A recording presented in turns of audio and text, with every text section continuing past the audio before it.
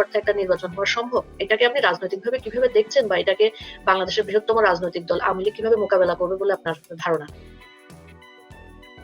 এই গোটা দেশটাই তো আসলে এক ধরনের যেমন এই আগের আলোচনা যেটা হচ্ছিল যে ঢাকা আমাদের শিক্ষা প্রতিষ্ঠান বন্ধ করা বিচ্ছিন্ন ভাবে এবং কোনো ধরনের পূর্ব পরিকল্পনা, কোনো ধরনের বিজ্ঞানসম্মত দৃষ্টিভঙ্গি, কোনো ধরনের দুর্যোগকে কেন্দ্র করে যে প্রাতিষ্ঠানিক চিন্তা ভাবনা আছে, দেশটা এক ধরনের তৌহিদি রিপাবলিকে পরিণত হচ্ছে, যেখানে আসলে সেভাবেই সিদ্ধান্তগুলো গ্রহণ করা হচ্ছে। সেটা নির্বাচন হোক, সেটা আদালত হোক, সেটা প্রশাসন হোক, সেটা কমন সেন্স সত্যিকার অর্থে নির্বাচনে গেছে।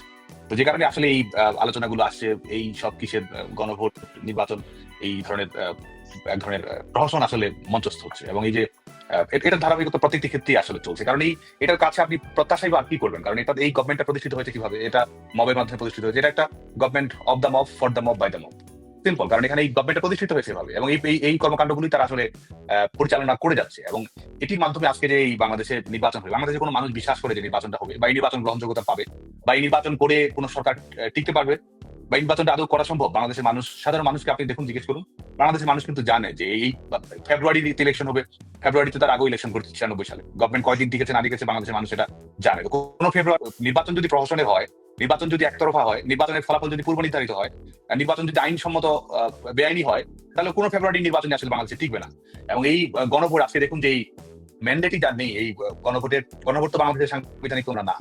আর গণভোটের যে সিদ্ধান্তগুলো গ্রহণ করা হচ্ছে, এমসিকিউ রিপাবলিক বাংলাদেশ এক ধরনের, যেমন যেখানে 4টি বিষয়ের সিদ্ধান্ত, 4টি হয়তো বিভিন্ন ধরনের বিষয়ে আপনি সিদ্ধান্ত গ্রহণ করবেন, 4টি বিষয়ে আপনাকে একই ফলাফল ঘোষণা করতে হবে। এবং বাংলাদেশের মানুষকে নিয়ে যে কি ধরনের তামাশা করা হচ্ছে, বাংলাদেশের জনগণকে কি ধরনের অপমানবদস্ত করা হচ্ছে, আপনি যদি একটি বিষয়ে একটি সিদ্ধান্ত, 3টি বিষয়ে ধরুন আপনার এক ধরনের মতামত আছে, আরেকটি বিষয়ে আপনার ভিন্ন ধরনের মতামত আছে, তো আপনাকে একটা উত্তর দিতে হবে। এই যে বাংলাদেশের মানুষকে এক ধরনের মানুষকে ন্যূনতম অর্থ, মানুষের যে কোনো স্টেক আছে রাষ্ট্রে, মানুষ যে শেষ পর্যন্ত চূড়ান্ত সিদ্ধান্ত নেওয়ার মালিক, মানুষকে চূড়ান্ত অর্থে তুচ্ছ তাচ্ছিল্য করে এক ধরনের প্রহসনের রাজনীতি প্রতিষ্ঠিত করতে চাচ্ছে। এই কারণে এই গণভোটের এই প্রহসন তারা করছে। এবং একই সঙ্গে নির্বাচন, কিসের নির্বাচন বাংলাদেশে হবে আজকে? নির্বাচনটি আপনি বাংলাদেশে যদি আপনাকে নির্বাচন করতে হয়, প্রথম কথা আপনাকে বৈধ কর্তৃপক্ষ হতে হবে সেই নির্বাচন করার জন্য। দ্বিতীয় বিষয়, আপনার রাজনৈতিক দলের অংশগ্রহণ নিশ্চিত করতে হবে, জনগণের অংশগ্রহণ নিশ্চিত করতে হবে। তো এই দখলদার সরকারের একটা অবৈধ ভাবে যারা ক্ষমতা দখল করে আছে, এর কোনো শর্তেই বাংলাদেশের নির্বাচনী দৃষ্টিভঙ্গির কোনো শর্তেই এই যেভাবে দখলদার সরকার এগুচ্ছে, নির্বাচন হওয়ার মতো কোনো কিছু নেই। আর নির্বাচনটা এর আগে আমরা বলেছি, নির্বাচনটা হবে কিভাবে? আপনি বলুন যে এখানে তো নির্বাচনটা ইলেকশন হওয়ার কোনো চান্স নেই, যা হবে সেটা সিলেকশন। এখানে বিএনপিতে মনোনয়ন কারা পাচ্ছে, জামায়াতে মনোনয়ন কারা পাচ্ছে, কোন সিটটি ছেড়ে দিবে, কোন সিটটি ছেড়ে দিবে না, এটা আগে নির্ধারণ করতে হবে। যে কারণে আমি আগে এক ধরনের আলোচনায় বলেছি যে ইলেকশন কমিশন বা জনগণ কে এমপি হবে নির্ধারণ করবে না।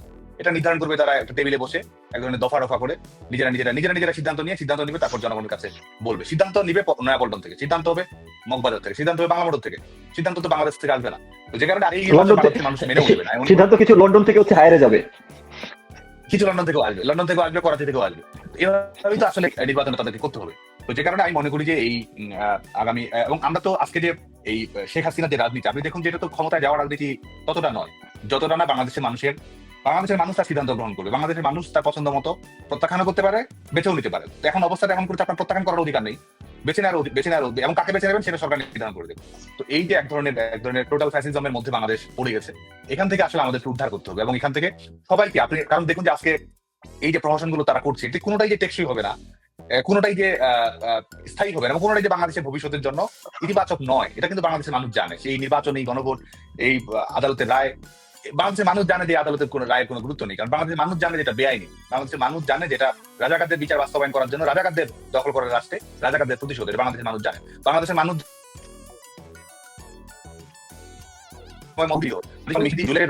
সত্যিকার অর্থে সম্পৃক্ত, নিরপেক্ষ তদন্ত করে নিরপেক্ষ বিচার করার মাধ্যমে একটা ভবিষ্যতে আওয়ামী লীগ গঠিত সরকার সেটি নিশ্চিত করবে। বাংলাদেশের মানুষ সেটা জানে। আজকে তারা এই নির্বাচন করছে, এই গণভবনে জাদুঘর করছে, ছোট উদাহরণ হয়তো, কিন্তু বাংলাদেশের মানুষকে আপনি 18 কোটি মানুষকে জিজ্ঞেস করবেন তো যে বাংলাদেশের মানুষকে বিশ্বাস করে যেখানে জাদুঘর থাকবে, বাংলাদেশের মানুষ সময় মতো সিদ্ধান্ত গ্রহণ করবে। আর সেই গণভবন কি আওয়ামী লীগের প্রতিষ্ঠান? গণভবন কি বঙ্গবন্ধু কন্যা দেশরত্ন শেখ হাসিনার ব্যক্তিগত বাসভবন? সেটা তো বাংলাদেশের মানুষের সম্পত্তি, আমাদের প্রতিষ্ঠান, আমাদের প্রধানমন্ত্রী কার্যালয়, প্রধানমন্ত্রীর বাসভবন, এটা আমাদের পিপলস রিপ্রেজেন্টেশনের সঙ্গে সম্পৃক্ত, এটা আমাদের কনস্টিটিউশনাল ডেমোক্রেসির সঙ্গে সম্পর্কিত একটি বিষয়, এটি জনগণের শাসনের সম্পর্কিত একটি বিষয়। অথচ দেখুন সমস্ত কিছুকে তারা তুচ্ছ তাচ্ছিল্য করছে। 32 নম্বর ভেঙে দিয়েছে, স্বাধীনতা জাদুঘর ভেঙে দিয়েছে, গোটা বাংলাদেশ থেকে আমাদের স্বাধীনতা, আমাদের লড়াই, আমাদের মুক্তি সংগ্রামের ইতিহাসগুলো মুছে দিয়েছে।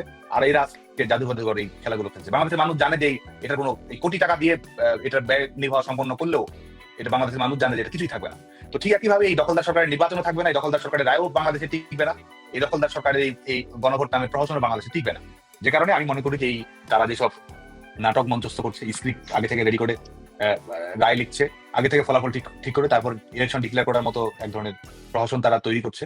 এই প্রহসন আসলে আমি মনে করি যে এটা তাসের ঘরের মতো আসলে ভেঙে পড়বে, এবং এটা আমরা আসলে শেষের শুরুটা দেখা শুরু করেছি।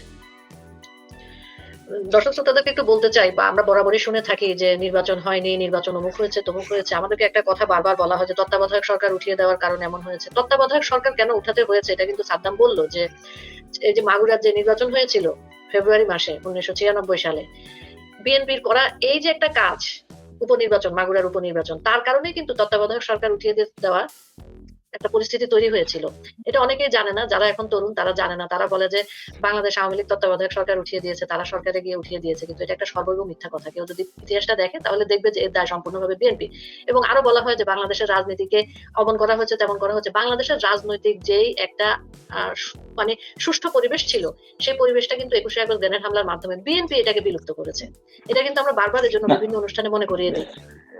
আমি আপনার এখানে একটু হচ্ছে জাম্পিং করি। আপনার 21 আজকের এই জুলাই চেতনার এই প্রসঙ্গটার সাথে জিনিসটা আপনার খুবই সামঞ্জস্যপূর্ণ, যে বাংলাদেশে বিশেষ করে তরুণ প্রজন্মদের এই বোঝা উচিত যে আসলে হচ্ছে এই বাংলাদেশের রাজনৈতিক যে ভাইরাস আসলে কে।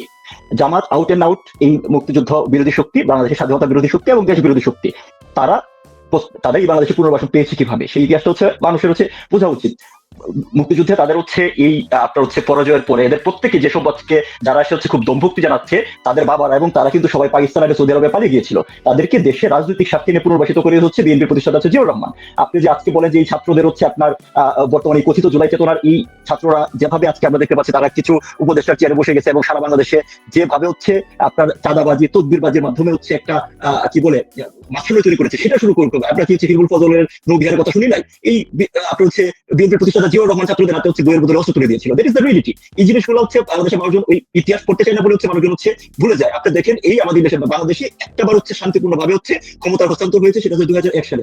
ওই ইলেকশনের সেই পূর্ববর্তী যে হচ্ছে তত্ত্বাবধায়ক সরকার ছিল, লতিফুর রহমানের হচ্ছে যে তত্ত্বাবধায়ক সরকার, তাদের কার্যক্রম নিয়ে প্রচুর কোয়েশ্চেন থাকা সত্ত্বেও কিন্তু আওয়ামী লীগ মানে আপনার একদমই নিয়মতান্ত্রিক উপায় হচ্ছে ক্ষমতা হস্তান্তর করেছে। তার ফলশ্রুতিতে আওয়ামী লীগকে একটা হচ্ছে 21 আগস্ট দেখতে হয়েছে। তার ফলশ্রুতিতে এমএস কিবরিয়া, তার ফলশ্রুতিতে হচ্ছে আপনার আমাদের আওয়ামী লীগের হাজার হাজার নেতা কর্মীকে হচ্ছে মৃত্যুবরণ করতে হয়েছে, খুন হতে হয়েছে এই ক্ষমতা হস্তান্তরের কারণে। আপনার 21 আগস্টের পূর্ববর্তী রাজনীতি আর কখনো 21 আগস্টের পরবর্তী রাজনীতি এক হবে না, কারণ এটা হচ্ছে মানুষজন হচ্ছে আওয়ামী লীগ নেতা কর্মীদের হচ্ছে জীবন তাদের হচ্ছে মানে আপনার ইয়ার সাথে সম্পর্কিত হয়ে গেছে। তো এই ধারাবাহিকভাবে আপনি যদি প্রতি মুহূর্তে বাংলাদেশের ইতিহাসের বাঁকে বাঁকে এই যুদ্ধ পরবর্তী দেশ বিরোধী শক্তি, ইভেন এখনো যদি আপনি চিন্তা করে দেখেন এই বিগত 15 মাসে এই দেশের যে নৈরাজ্য হয়েছে, দেশের যে হচ্ছে আপনার চাঁদাবাজ এবং দেশটাকে যেটা ভোগের মূল্যকে পরিণত হয়েছে, সেটা একটা গুরুত্বপূর্ণ স্টেক হোল্ডার কিন্তু হচ্ছে এই বিএনপি। তারা কখনো প্রত্যক্ষভাবে কখনো পরোক্ষভাবে হচ্ছে তাদের ব্যক্তিগত লাভের জন্য, তাদের নেতা কর্মীদের লাভের জন্য হচ্ছে আপনার এই কাজটা তারা হচ্ছে এই ইউনিয়ন সরকারকে হচ্ছে সাপোর্ট দিয়ে গেছে। তাদের নেতাদের মুখে কিন্তু আমরা বলতে শুনেছি যে আমি আমার কর্মীদের হচ্ছে তারা অনেকদিন হচ্ছে কিছু করতে পারেনি বলে তাদেরকে চাঁদাবাজি করার হচ্ছে আমরা সুযোগ দিয়েছি। এটা তো তাদের বক্তব্য। আপনি দেখেন তারা এই